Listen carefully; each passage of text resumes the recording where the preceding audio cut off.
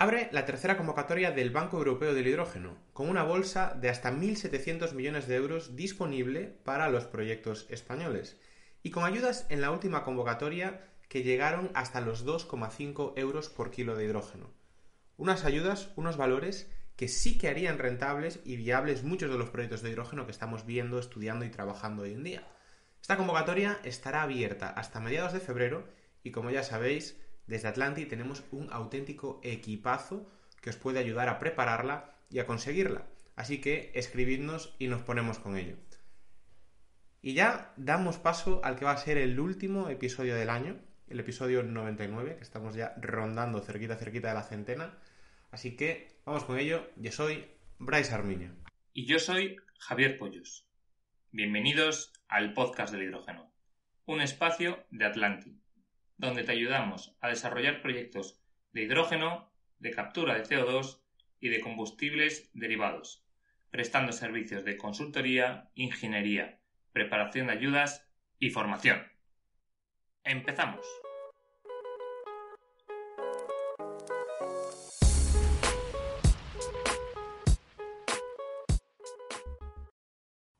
Bienvenidos al episodio 99 del podcast del hidrógeno. Hoy nos acompaña Raúl Rodríguez Parra. Raúl es presidente de la AEAR, la asociación multisectorial que impulsa la cadena de valor del amoníaco renovable, y también es el director de desarrollo de negocio de Tresca Ingeniería, empresa que está muy activa en la transición energética y en el mundo del hidrógeno.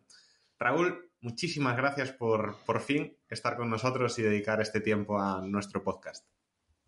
Bueno, muchísimas gracias a vosotros, muchísimas gracias Bryce y muchísimas gracias Javier. Un placer tenerte aquí, Raúl, después de tantos cafés y tantos eventos que hemos compartido. Por fin vienes al podcast a contarnos un poco lo que hacéis. Y es la primera pregunta que tenemos para hacerte.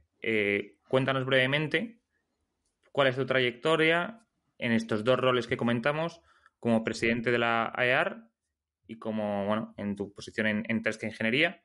¿Qué hacen ambas instituciones por separado? Y también por qué ese foco en el amoníaco que de vez en cuando pues también echamos en falta, ¿no? Sí. Pues bien, muy sencillo. O sea, al final Tresca, pues como vosotros sabéis, se dedica a hacer plantas industriales, se dedica a hacer fábricas.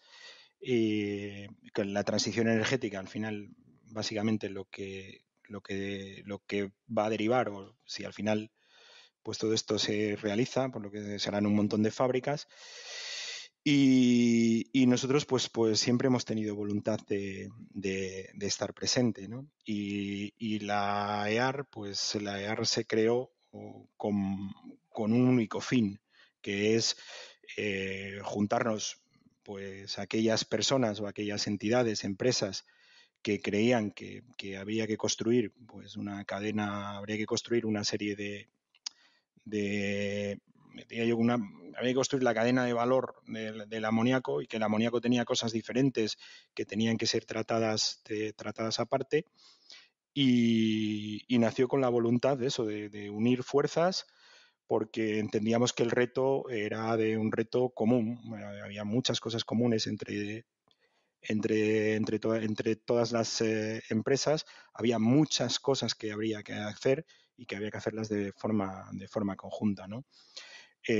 ¿Cuál es mi trayectoria? Bueno, mi trayectoria es sencilla. O sea, yo al final soy un ingeniero que me he pasado toda mi vida, pues una parte de mi vida en el cálculo, otra me la pasé en la gestión administrativa, y la tercera pues me la he pasado en el mundo del desarrollo de negocio y de las ventas, principalmente en tema de servicios, ¿no?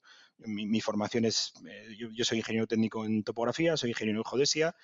Nunca ejercí de lo que estudié porque siempre me atraían otras cosas, y en un momento dado pues pasé unos 12, 13, 14 años en el sector civil, y los últimos 12, 13 pues en el sector industrial. Y bueno, pues muy vinculado en los últimos años al gas natural, los últimos 10 años, y de ahí pues muy vinculado también a estas nuevas tecnologías energéticas, ¿no?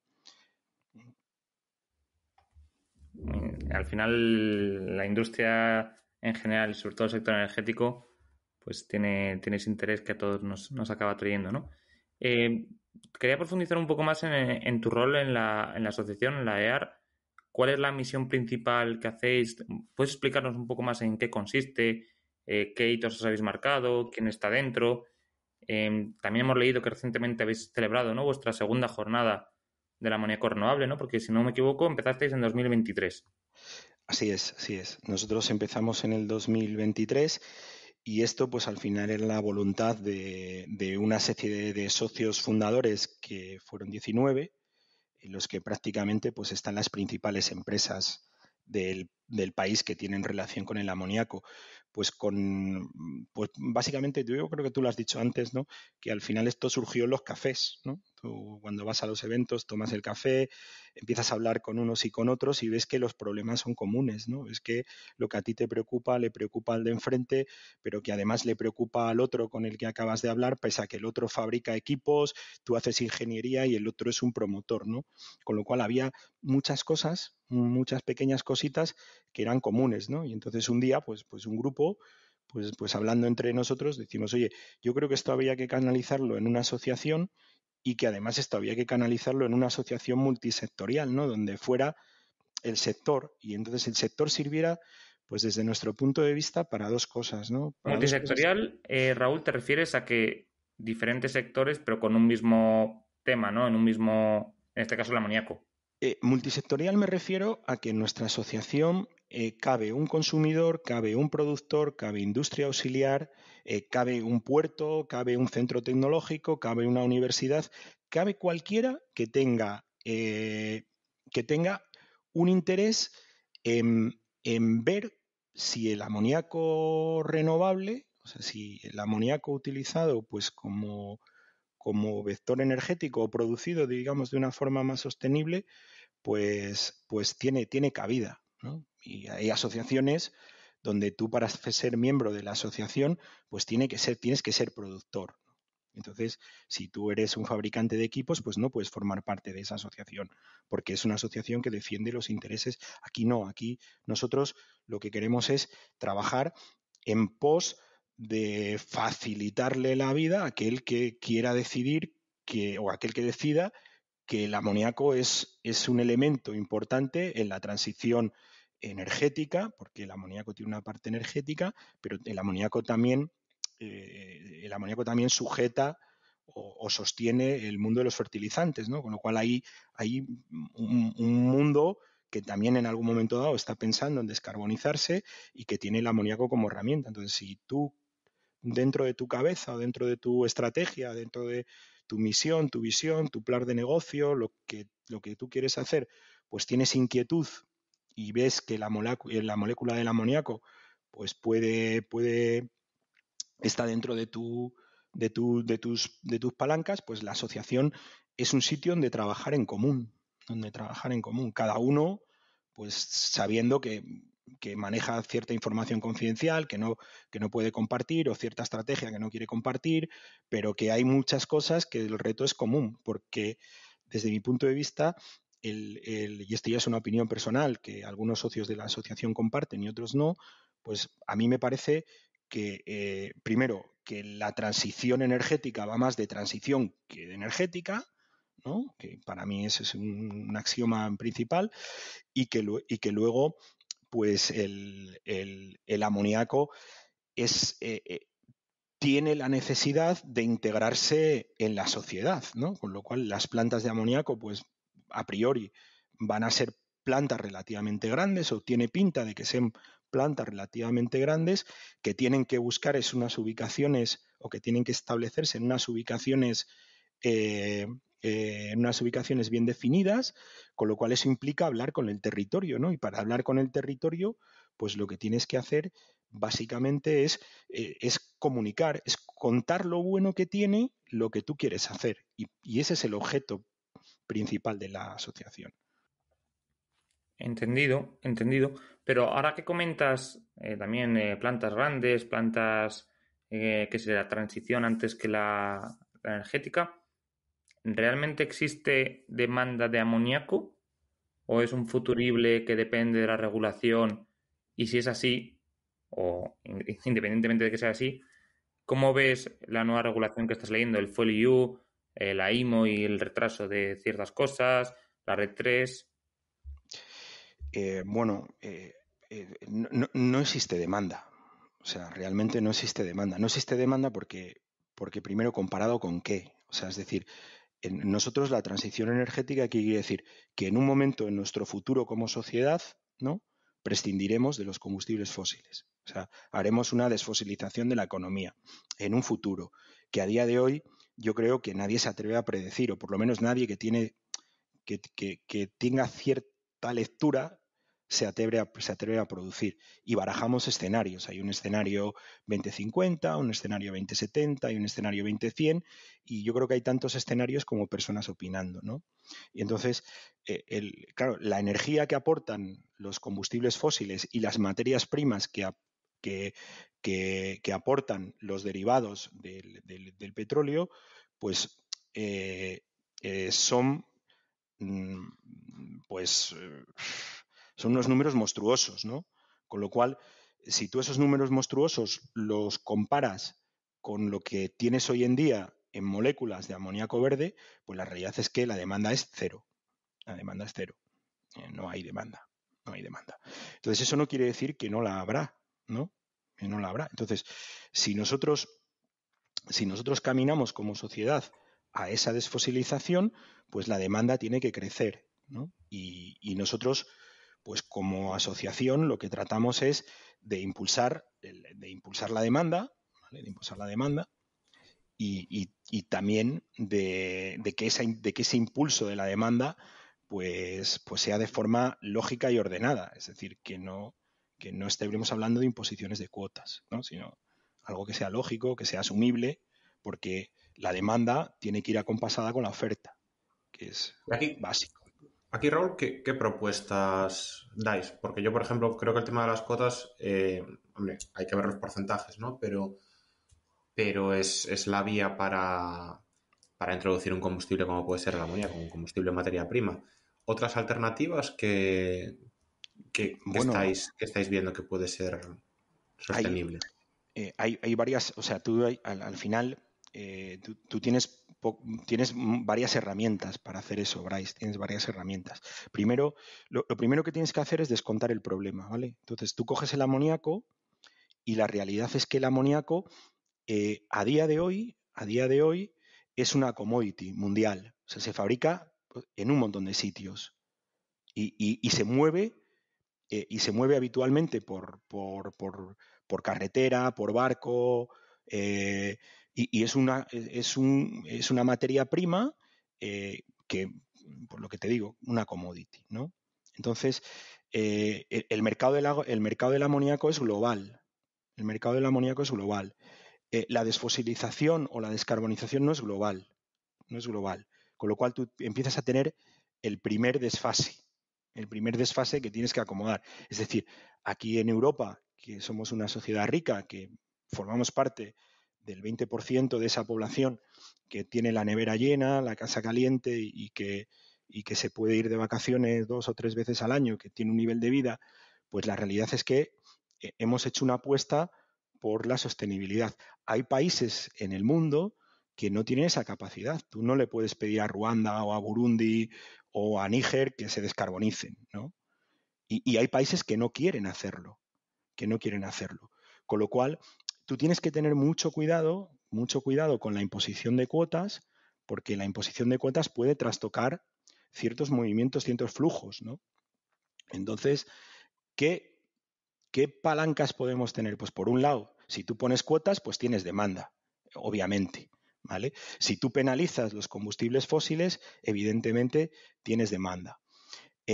La otra forma de generar demanda es viendo qué tipos de productos tienen capacidad de ser inflacionados, o sea, que capacidad de tú asumir el extracoste que es producirlo de forma más sostenible, ¿no?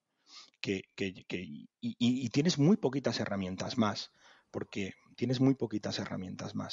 porque lo otro ya además son ayudas y demás que yo... Bueno, pero esta vía de los productos es muy interesante. Quiero decir, lo hablábamos con José Miguel de la Agencia Internacional de la Energía en el pasado podcast Y está muy, vamos, está a la orden del día, además, eso, porque te das cuenta, ¿no?, de que hay ciertos productos en los cuales duplicas el coste y hay otros en los cuales pues apenas añades unos céntimos, o hay otros en los cuales sí, añades una cantidad entre comillas significativa, pero lo que decía José Miguel, ¿no? Al final un coche 300 euros más caro pues no va a impedir que te compres ese coche, pero en cambio sí que va a estar hecho con acero sostenible, ¿no? Igual pues no sé, cualquier otro tipo de estructura metálica, pues directamente no lo haces.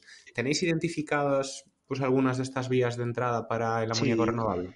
sí, bueno, yo creo que cada empresa que, digamos, de alguna forma quiere ganarse la vida o ver rentabilidades en el negocio del amoníaco, tiene identificados esos productos. Eso que dices tú es muy interesante. ¿Por qué?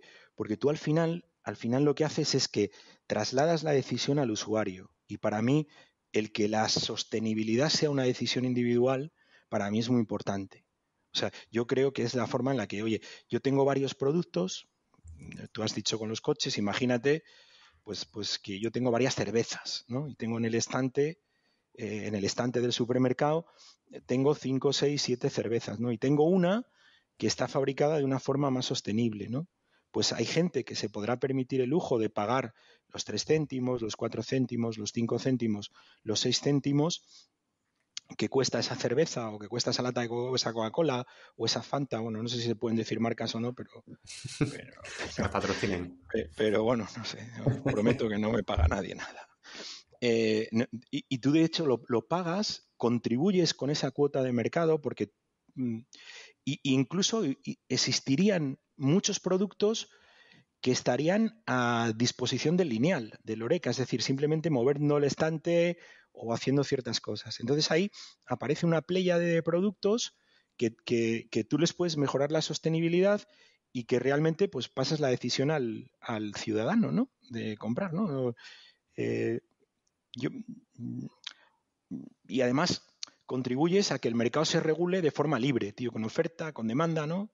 Lo que decía no Milton Friedman, ¿no? Que es maravilloso que poder tener un lapicero en Nueva York a 0,50 céntimos, sabiendo que hay un canadiense que fabrica la madera, un australiano que fabrica el grafito y un chino que lo monta y que no se han conocido en su vida, que no se conocen en su vida, pero tú puedes comprar a 50 céntimos un lapicero en Nueva York, ¿no? 50 centavos, ¿no? Ya, ahí el problema de todo viene con la velocidad, al final. Claro, viene con la velocidad, correcto. Eso es.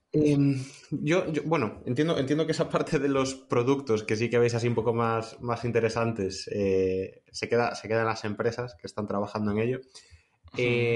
Yo sí que te quería preguntar, Raúl, también, ya yéndonos a España, ¿no? Porque estás hablando mucho de la oportunidad global o del sector a nivel global, que es lógico.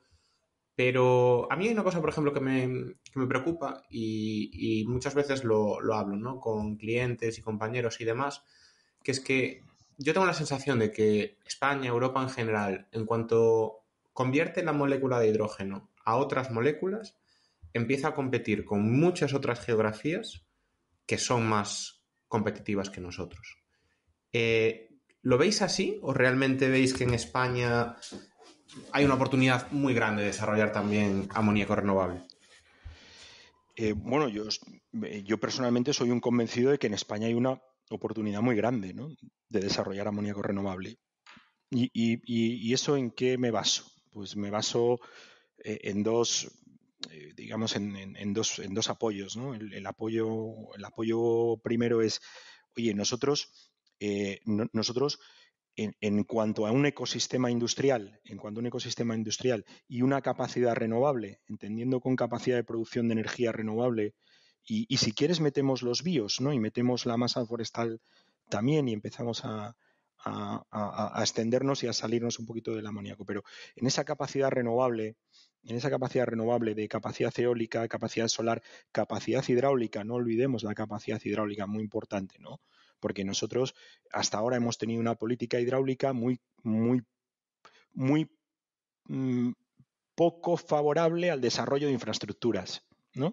Y entonces, si tú quieres dedicarte a producir combustibles, pues igual a lo mejor tienes que tocar la infraestructura hidráulica y generar más reservas o permitir ciertas cosas, ¿no? Pero nuestra capacidad renovable, nuestra mano de obra, nuestra capacidad industrial, o sea, España es un país industrial y hace 40 o 50 años era la 7ª o la 8ª potencia industrial del mundo, ¿no? Nuestra capacidad industrial, la capacidad de trabajo de nuestra gente, o sea, nuestros puertos, o sea, nuestra capacidad de exportación, hace que si en Europa en algún momento dado alguien está pensando en que el amoníaco es una solución a futuro, más o menos cercano, no entremos en eso, España tiene una capacidad de competir con otras zonas. Y además, si a eso le añades una pregunta que de momento no nos hacemos, pero que en algún momento dado nos tendremos que hacer, que es ¿cómo cuánto tengo que producir dentro de mis fronteras para estar cómodo frente a una crisis que pueda afectar o que pueda ser global en algo como el amoníaco, ¿no? En algo como el amoníaco. Si tú manejas estos dos apoyos, pues ves que España tiene una posición sólida. Primero, estás dentro de la Unión Europea. Segundo, tienes capacidad renovable. Tercero, tienes una capacidad de exportación relativamente importante. Cuarto, pudiera llegar a ser que te aparecieran algunas cuotas, algo estratégico y que al final me refiero a que tú le tienes que... ¿Perdón? Yo eso lo entiendo. Digo que yo eso lo entiendo. O sea, esa parte de seguridad energética Sí. tiene sentido, aunque también digo una cosa. Hoy en día no la tenemos tampoco, porque al final lo que se produce viene de gas natural que viene de fuera, ¿no? Sí, no se produce. Y hemos pasado, o sea, hace unos años hemos pasado un escenario de precios muy altos del gas por unas condiciones exógenas a la Unión Europea, ¿no? Lo hemos vivido, lo que era ese episodio, ¿no? Uh-huh. Sí, Entonces, a mí oye, esto... como... No, perdona, iba a decir, Raúl, que lo que comentaba Bryce, el amoníaco, al necesitar solamente aire, ¿no? Sí, Y electricidad, ¿no? Para producirlo, sí. y que el transporte no le penalice tanto como puede ser el hidrógeno, el Mm. mercado global podría penalizar a España. Pero bueno, lo que tú has dicho, ¿no? Hay razones para creer Pu- que Pudiera mercado ser, también tiene que haber. pudiera ser. Yo creo que es eso. Ahora, esto es, bueno, vamos a hacer una reflexión sobre lo que tú acabas de decir, ¿vale? Entonces, es decir, primero, vamos a ponernos cuál es el techo, cuál es el techo del mejor y el peor escenario que nosotros tenemos para la inclusión, o sea, para la capacidad productiva del amoníaco, o para el consumo del amoníaco, vamos a decir a nivel mundial, ¿no? Ahora mismo estamos entre unas 285 millones de toneladas aproximadamente, ¿vale? Y hay escenarios que hablan de 600, incluso 900, ¿no? En el año 2050, 2060 o 2070. Eso significaría triplicar la capacidad de producción que hay ahora, ¿no? Triplicar la capacidad de producción. Yo creo que en un escenario de multiplicar o de triplicar la capacidad de producción, tiene que haber plantas en todos los sitios en los que tenga sentido hacerlas, ¿no? Y España, ya te digo, por capacidad renovable, pues tiene sentido hacerlo. Oye, que haya otras zonas del mundo que sean capaces de producir amoníaco, pues seguramente, pero yo creo que hay un informe hay un informe del Fraunhofer que hacía una pequeña comparativa entre distintas regiones del mundo, tomando una serie de plantas, y a nosotros no nos dejaba mal en tanto a precio, ¿no? En cuanto a precio de la tonelada. Es un informe antiguo, yo creo que es del año 21-22, pero que te decía por dónde iban los tiros, ¿no? Y al final, pues tú estabas aproximadamente en el entorno un poquito por encima de Marruecos, de norte de África y con unas buenas perspectivas, ¿no? Y vale, esta digamos es la parte optimista, ¿no? Por decirlo así. Sí. Pero la realidad, Raúl, y esto no es del amoníaco, es de todo lo que tenga que ver con el hidrógeno, sobre todo electrolítico, es que está habiendo retos, ¿no? Está retrasándose, lo que esperábamos que iba a ser, pues al final no está siendo, a pesar de que, vamos, como decías tú, ¿no? Unos firmes convencidos de que esto va a ser y en España va a ser y muy grande. Pero sí nos gustaría destacar, ¿no? O que nos recalcaras cuáles son esos principales retos, barreras que va a experimentar el crecimiento del amoníaco renovable en España. No sé, me imagino costes, me imagino despliegue de infraestructura, pero yo creo que si podemos ir un poco ya en profundidad, va a haber un montón de cuestiones, ¿no? Que vosotros estáis experimentando día a día y que un poco los outsiders pues igual ni nos imaginamos.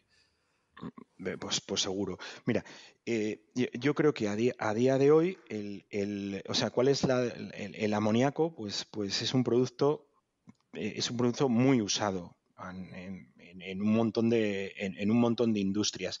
Está muy aglutinado en torno a la industria del fertilizante, que básicamente, pues a día de hoy yo creo que puede estar en torno al 75-80% de la producción mundial de amoníaco se dedica a los fertilizantes, ¿no?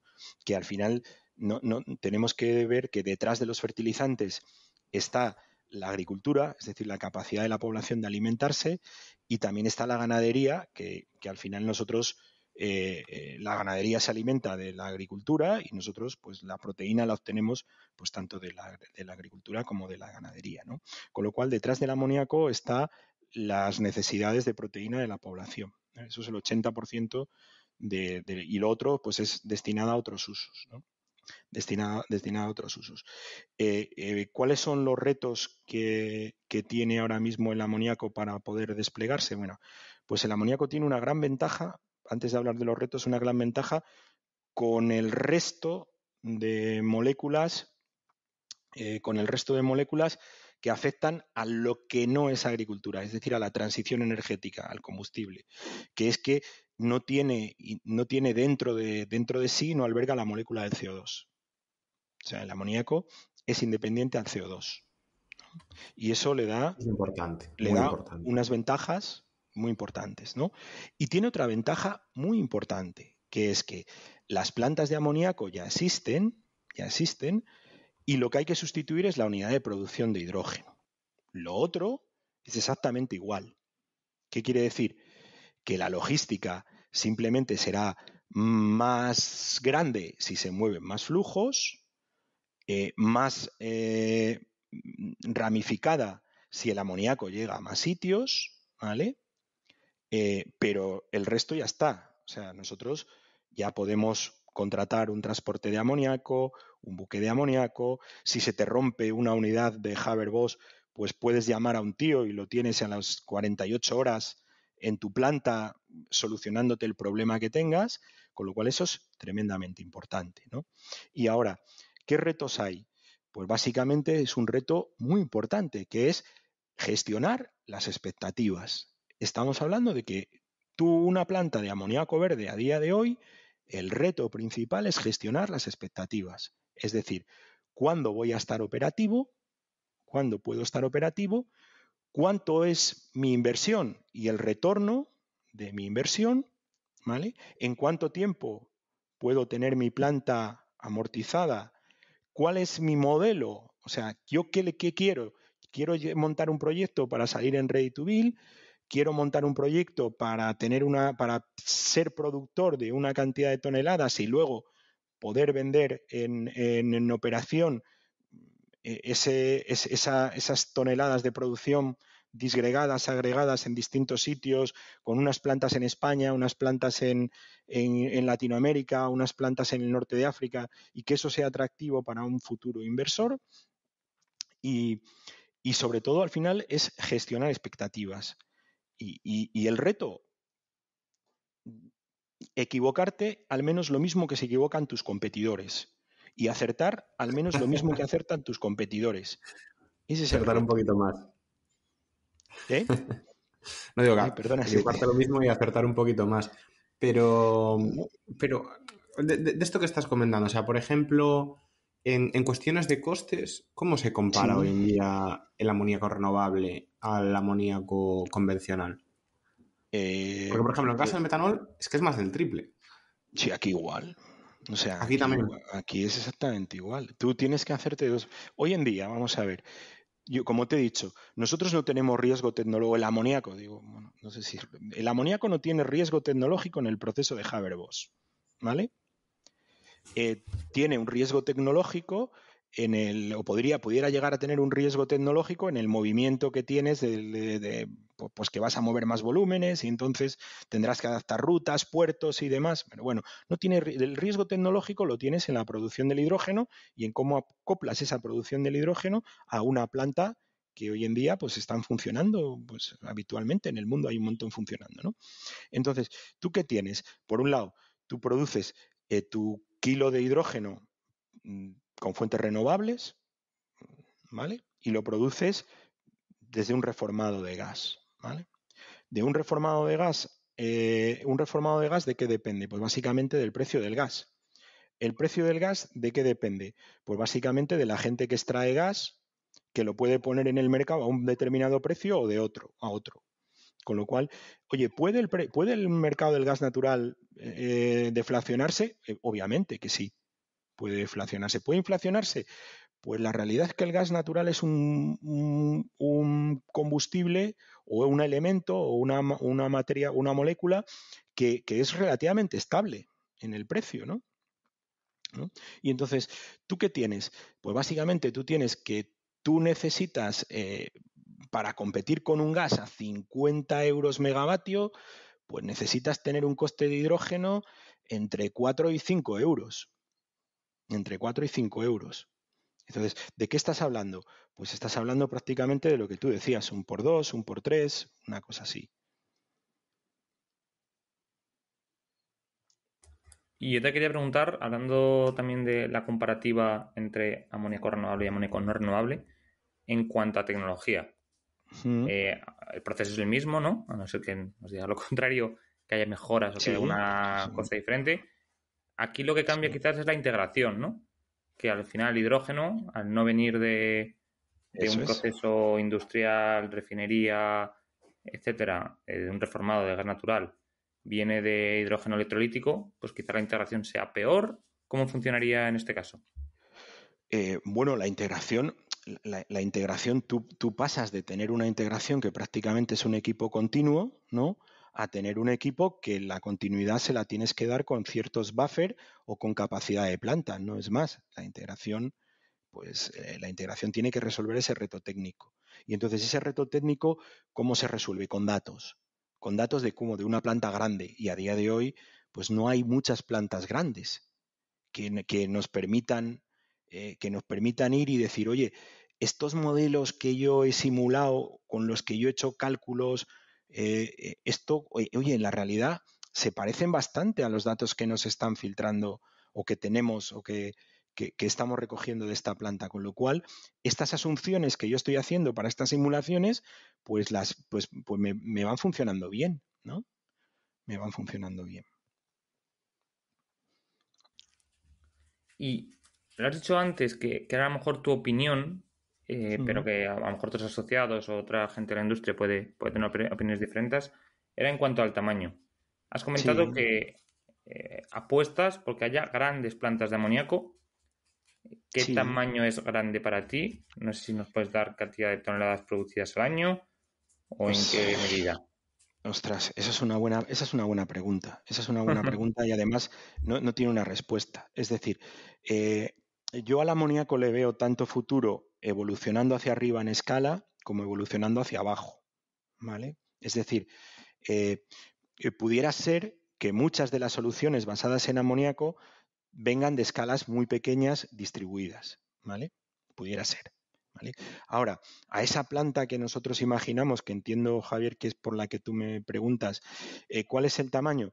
Pues al menos las mismas unidades de producción que tenemos ahora, es decir, del entorno de 1.500 toneladas día, de en torno de 800.000 toneladas al año, una cosa así. Cuando tengamos una planta, cuando tengamos este tipo de plantas, pues yo creo que, que, que son las plantas que yo denominaría pues plantas grandes o plantas estándar, de ahí para arriba. Pero la realidad es que ahora mismo yo creo que nadie puede responderte a esa pregunta. O sea, nadie lo sabe. Y vuelvo a lo mismo. Esto va de gestionar expectativas. No, a ver, queda clara la parte de las expectativas, ¿no? Pero yo, por ejemplo, no sé, con la parte de los electrolizadores y demás, no sé, da la sensación de que cuando esto avance hacia un gran mercado, pues va a ser muy similar a lo que son hoy en día las plantas de renovables, ¿no? Donde no te encuentras plantas de 400, 500 megas por doquier, sino que el percentil 90 está pues en plantas de entre 20 y 40 megas, imagínate. Sí. Que nosotros, de hecho, el desarrollo del hidrógeno es como entendemos que va a avanzar en plantas más manejables, con sus renovables asociadas y demás.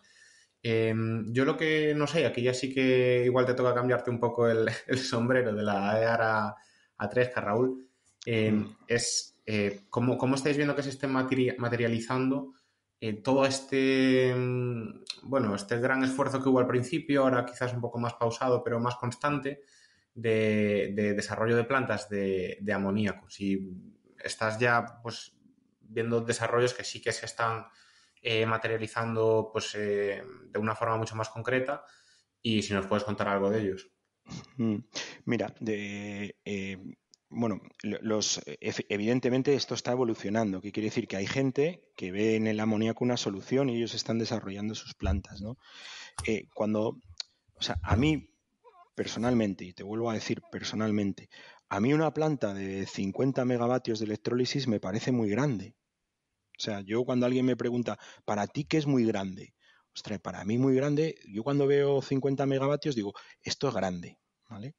Las plantas de amoníaco estándar o el equivalente a una planta de amoníaco estándar para aquella gente que no domine los números del amoníaco, estamos hablando de aproximadamente 1,5 gigas. O sea, tener 1,5 gigas en un sitio conectado 8.000 y pico horas todos los años, año tras año, eso es un reto tecnológico brutal de adaptar las redes e incluso yo no sé si seremos capaces de hacerlo, ¿vale? No, No sé si seremos capaces esto de tendrá hacerlo. que ser las plantas que ya están o plantas similares a las que ya están conectados por tubería. Es que si no, no hay forma de No lo, hacerlo en tiempo, en coste. Es imposible. yo no lo sé, pero ten en cuenta que a priori, ostras, a priori una conexión en continuo de 1,5 gigavatios es una barbaridad. Con lo cual, ¿qué quiere decir con esto? ¿Qué quiere decir con esto? ¿Esto es imposible? No, no es imposible, pero necesita tiempo. O sea, necesitamos tiempo. Tiempo para ver si tiene sentido. Tiempo para ver si adaptamos la red eléctrica y decidimos qué modelo optamos. Si un modelo de una planta muy cercana al mar, a la que le llega el hidrógeno por un tubo y la energía por una línea y lo que hace es una especie como de maquila que luego exporta, o nos vamos a unas grandes plantas cerca de la renovable con una capacidad de movimiento hacia unas terminales logísticas en el puerto. Pues necesitamos tiempo para hacer eso. Nosotros como Tresca, pues hemos desarrollado o estamos ayudando al desarrollo de varias plantas de las que están en los periódicos y otras que no están en los periódicos. Entonces nosotros, ¿qué vemos? Que un desarrollador, alguien que se mete en el negocio del amoníaco, tiene que tomar del orden de 120, 130 decisiones que le pueden hundir. Que le pueden hundir el negocio. Ya tenemos titular. Entonces, ¿tú qué tienes que hacer? Pues ser cauto y sensato. Entonces, tú necesitas tecnólogos, necesitas ingenierías, necesitas centros tecnológicos, necesitas a la administración, necesitas integrarte en el territorio. Es decir, necesitas gestionar las expectativas de algo que puede ser muy beneficioso o no, ya veremos, pero que desde luego es difícil que sea una realidad en un corto periodo de tiempo. Y nosotros, Y hablando... como... Dime, perdón. Bueno, perdón un segundo. Nosotros, bueno, vosotros y nosotros, porque al final estamos en el mismo barco, ¿no? Vosotros y nosotros, ¿qué hacemos? Y la gente que son compañeros nuestros, pues tratar de pegarnos al promotor y decirle, mira, antes de hacer esto, tienes que hacer esto. Antes de hacer esto, tienes que hacer esto, comprueba esto. Esto no lo cierres porque no está cerrado. Es decir, no sabemos el tamaño del tanque, no sabemos la sección del amoniaducto, no lo sabemos. Entonces, como no lo sabemos, lo vamos a poner en una nubecita. Y esto ya se decidirá. ¿Y qué hacemos? Viendo los distintos pulsos del mercado, ¿hasta qué? Hasta ir cerrando cosas cerrando las cosas que podemos cerrar. Sí, bueno, ahora comentabas también la parte, Raúl, de a corto plazo, medio plazo y demás. ¿Cómo lo ves? O sea, porque veo que no te mojas, veo que no te estás mojando. A ver. Y ya que estás en esas plantas que están en desarrollo, las que salen, las que no salen en el periódico, ¿qué escenario manejáis 2030, 2040 en España para el desarrollo del amoníaco renovable? O sea, ¿qué te esperas que veamos en los próximos años? Es tremendamente impredecible eso. O sea, es tremendamente impredecible y además es más gallego que tremendamente yo, suicida. Raúl. Tremendamente suicida. Bueno, yo soy de Zamora, algo de gallego tengo. O sea, soy benaventano, ¿no? Y al final muchos gallegos pasan por ahí. No, es imposible definir, o sea, es imposible definir una fecha. Ten en cuenta, es decir, lo que digo siempre, esto es gestión de expectativas. Entonces, ¿comparado con qué? Con la expectativa que tenía hace 3 años con el gas natural a 250 euros megavatio, una guerra relámpago en Ucrania con un gasoducto prácticamente inutilizado, otro en el que también habíamos inutilizado y un buque mercante tapando el canal de Suez.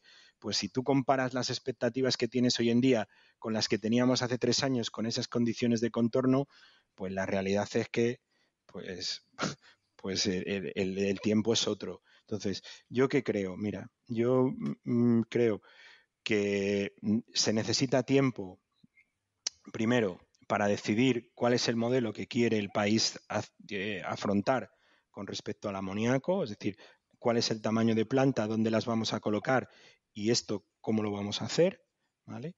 Luego tenemos que tener una integración tecnológica, es decir, hay que darle la voz a los tecnólogos tienen que darnos, tienen que convertirnos los kilovatios de las bornas de la subestación en toneladas de amoníaco y eso tiene que ser muy claro, también. Hay que convencer al capital, hay que darle seguridad al capital de que invierta en este tipo de plantas. Estamos hablando de inversiones 1.000 millonarias para las plantas como la que mencionaba antes Javier, ¿no? Entonces tienes que darle un cierto confort al capital, es decir, establecer un periodo de retorno para la inversión con la mayor estanqueidad regulatoria posible, que todos sepamos lo que vamos a ganar en esta travesía y lo que arriesgamos. Y entonces eso, ¿qué puede dar el traste? Pues yo creo que estamos hablando de la próxima década.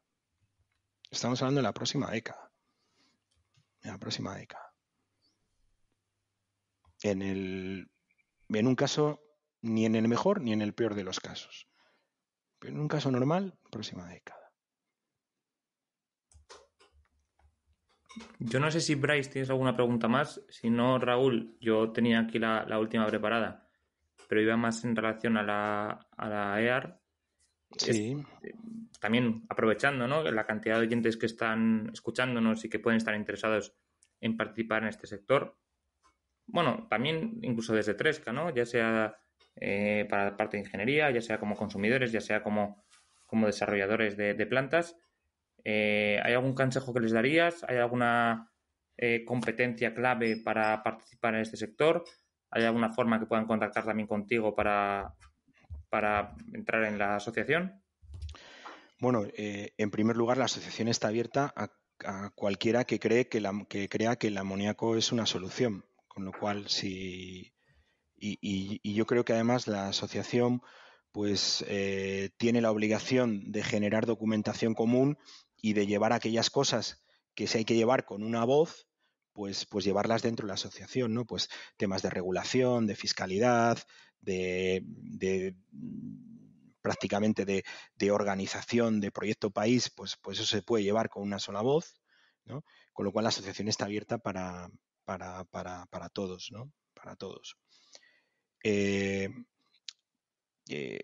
Luego yo, pues consejo, pues yo creo que si tú crees que o quieres promover o desarrollar un proyecto de amoníaco, que entiendas que esto es un proceso colaborativo, que los costes de desarrollo son elevados, el riesgo es elevado, y si esto va bien, la retribución o la rentabilidad pues será buena, pero si va mal, pues la rentabilidad será mala, con lo cual tienes que ir acompañado de los mejores, tienes que ir acompañado es decir, desde la fase en la que tú conceptualizas el proyecto, pues tu proyecto tendrá, lo he dicho antes, unas nubecitas que ya se resolverán y que vas a tener que convivir con ellas. Pues desde esa fase de conceptualización a establecer una documentación o a darle a tu proyecto un orden y un rango para que cuando un tercero de un fondo de inversión, de un banco, de una agencia estatal tenga que opinar de tu proyecto, encuentre que tú has tomado siempre la decisión lógica que tenías que tomar.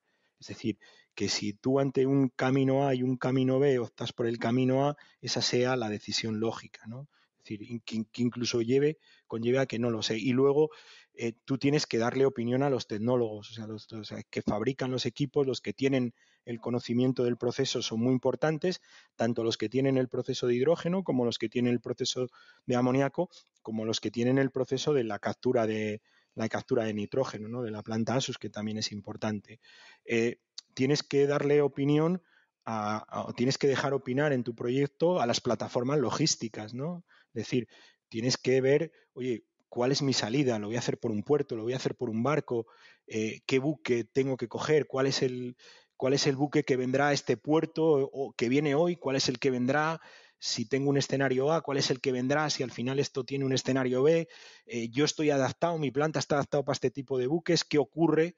Todas estas cosas, pues todas estas cosas tratarte de acompañarte de aquella gente que te puede ayudar, que tiene el conocimiento para hacerlo.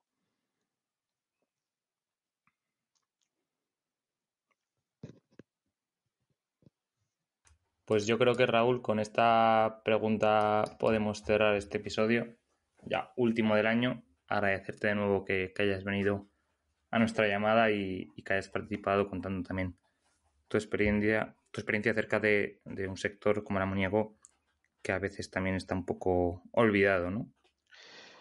Así Bueno, que el amoníaco, al final, ya te digo, el amoníaco es el 80% destinado al mundo de los fertilizantes, una gran ventana que se abre en este concepto de desfosilización.